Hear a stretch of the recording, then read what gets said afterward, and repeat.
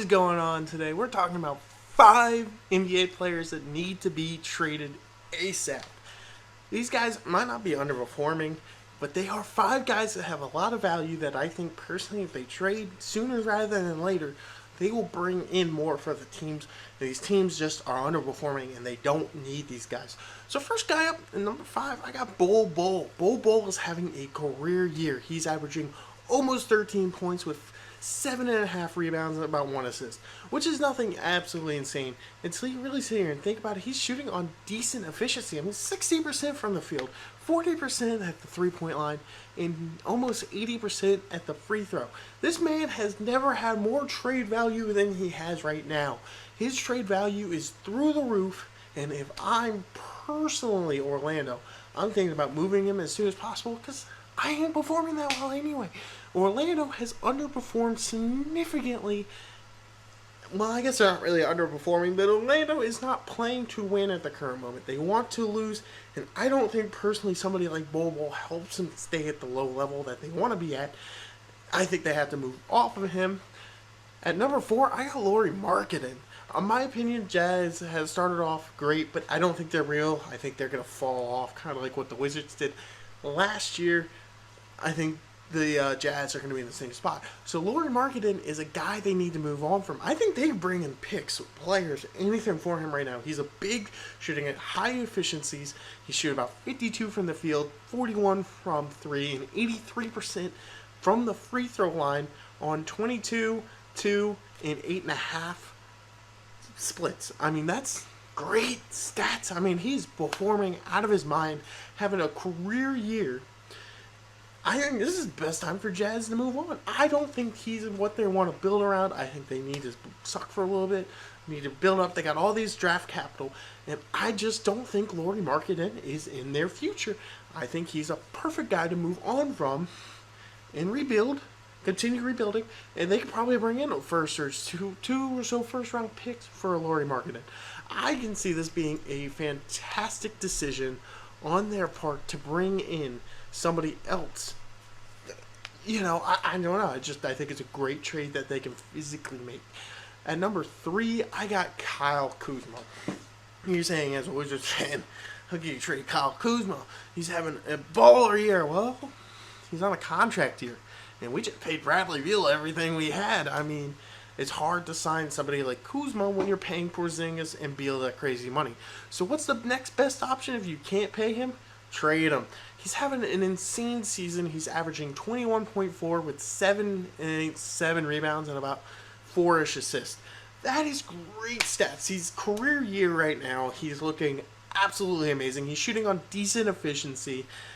I think there's no way you don't move Kuzma. You could probably bring in a few more first-round picks, maybe a couple of young players to build around. The Wizards need to build around Porzingis and Beal because they're paying them too much money to move them. So the best bet is to move Kuzma and start the build. At number 2, I got Jakob Poeltl.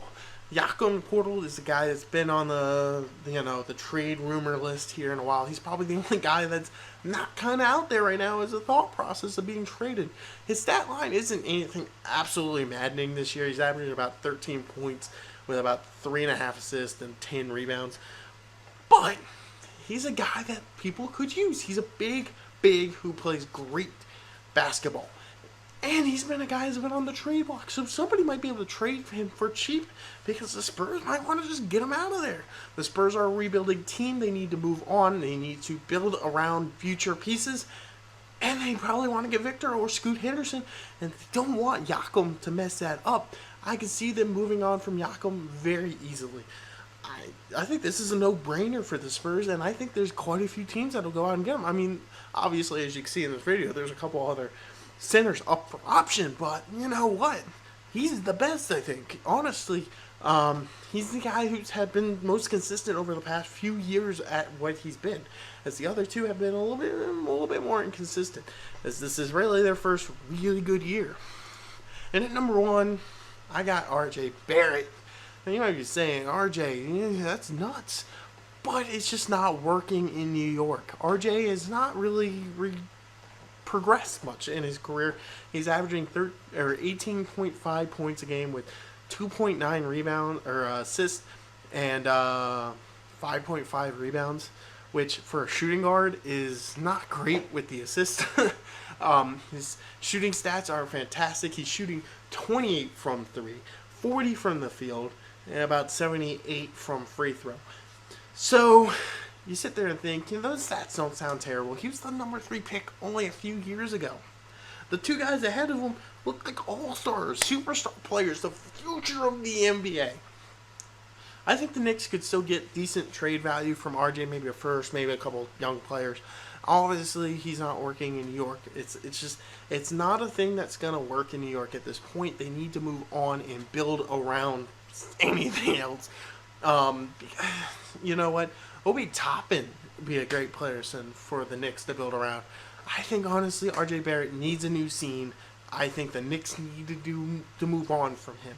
I think they need to build around somebody else because this is just clearly not working. I mean, he's regressed from when he was last year. He hasn't really progressed into that player that they were hoping when they drafted him at number 3. At number 3, he's not a boss by any means, but he needs a change of scenery. He needs to move on, and he needs a new home.